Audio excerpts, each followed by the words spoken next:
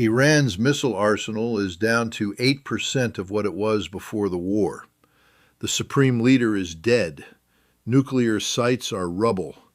And yet American bases across the Gulf are burning.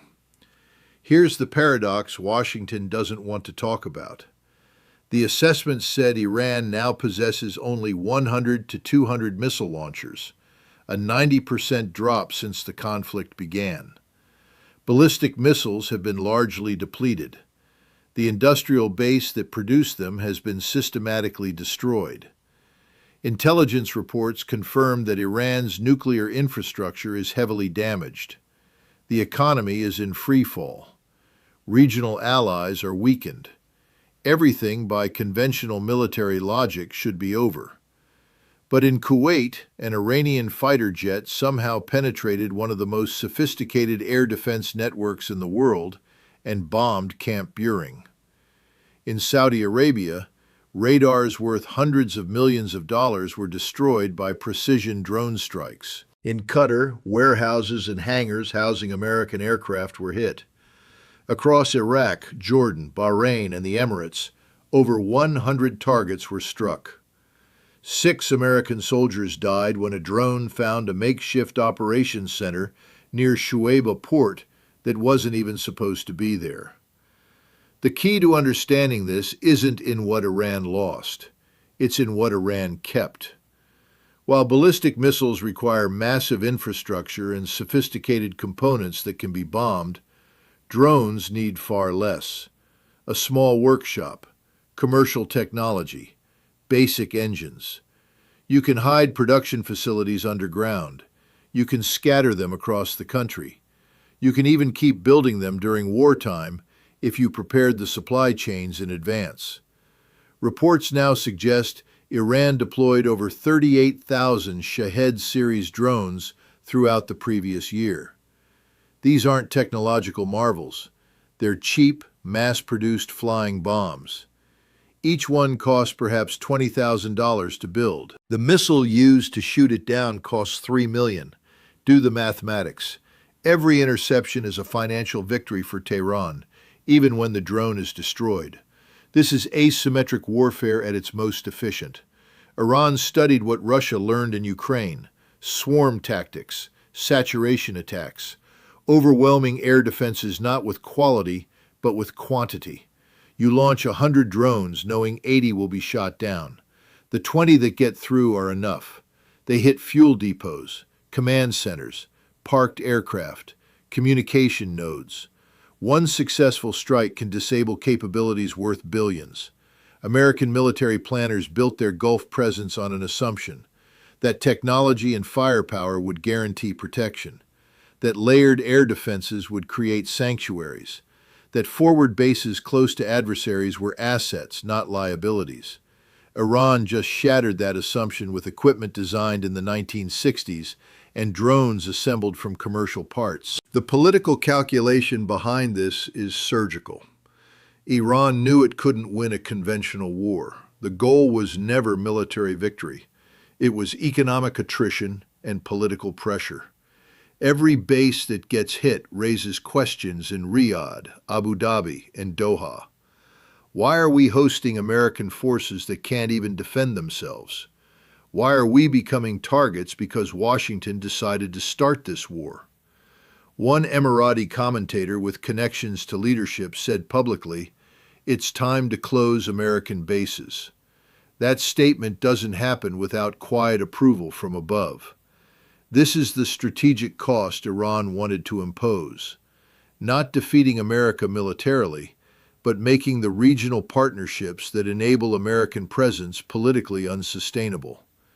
Washington's response reveals the bind it's in. Repair costs for damaged bases will run into billions. Missile stockpiles for systems like Patriot and THAAD are being depleted at rates planners never anticipated. Production can't keep pace with consumption. The longer this continues, the more vulnerable American forces become elsewhere. What if China watches this and decides Taiwan is worth the risk while American inventories are low? Pentagon briefings keep saying limited damage. controlled situation, mission accomplished.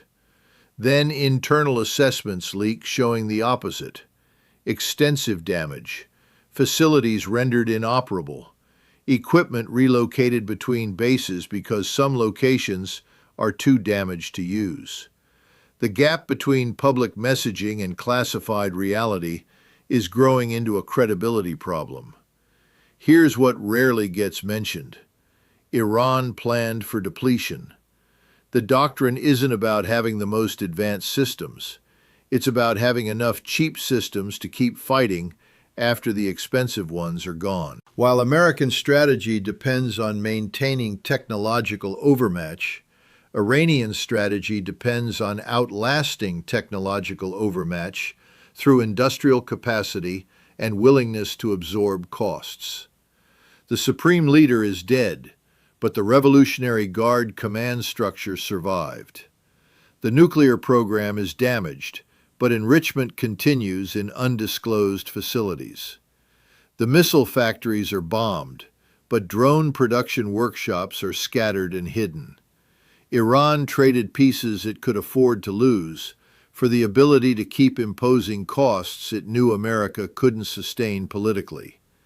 This exposes something deeper about modern warfare.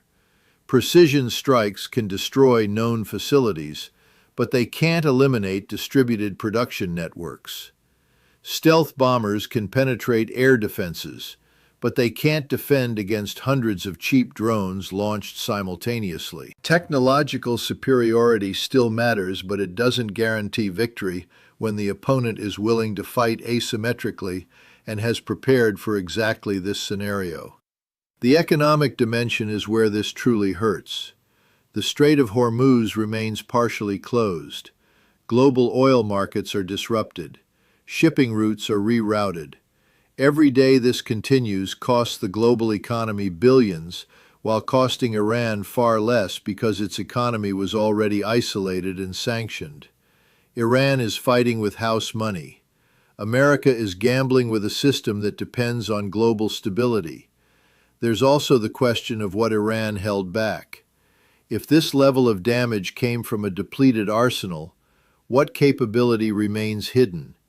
Underground facilities that weren't targeted, drone stockpiles that haven't been deployed yet, asymmetric options that are being saved for later escalation phases.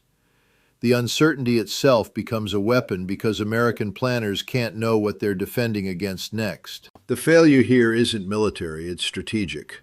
The assumption was that overwhelming force applied quickly would achieve objectives before Iran could respond effectively. That assumption ignored Iran's entire military doctrine, which is built around absorbing the first blow and then making the cost of occupation or sustained operations unbearable. This is what they did to Iraq in the 80s. It's what they prepared to do to America for decades. What's striking is how transparent this playbook was. Iranian military writings have discussed swarm drone tactics and economic attrition strategies for years. The preparation was visible to anyone paying attention. The underground drone production facilities were known. The asymmetric warfare doctrine was published. And yet the operation proceeded as if none of that would matter once the shooting started. Now we're seeing the consequences. Bases that were supposed to be power projection platforms have become vulnerable targets. Alliances that were supposed to provide strategic depth are becoming political liabilities. A country that was supposed to be militarily exhausted is still inflicting unacceptable damage. The gap between expectation and reality is creating space for larger strategic failures. The uncomfortable truth is that a depleted Iran is damaging American bases because depletion was never the relevant metric. The relevant metric was capability to sustain asymmetric operations. On that measure, Iran prepared better than America anticipated. They stockpiled the right weapons. They distributed the right infrastructure. They accepted the right costs. They turned their weakness into a strategy that exploits American vulnerabilities. This won't be resolved quickly. Even if fighting stops tomorrow, the strategic questions remain. How do you defend fixed bases against saturation drone attacks without bankrupting your missile defense budgets? How do you maintain forward presence when host nations are questioning the value of that presence? How do you project power when your adversary has found a way to impose costs you can't sustain? The lesson other countries are learning isn't that America is weak. It's that America is vulnerable to opponents who refuse to fight on American terms. That's a more dangerous lesson because it's replicable. China is watching. Russia is taking notes. North Korea is learning. The era of assuming technological superiority guarantees favorable outcomes is ending in the burning ruins of American bases across the Gulf. Leadership means understanding not just what you can destroy, but what your opponent can endure. Power means recognizing when force achieves objectives and when it creates new problems. Decision-making means asking whether the costs imposed on the enemy exceed the costs absorbed by your own forces and alliances. On all three measures, the current situation suggests fundamental miscalculation.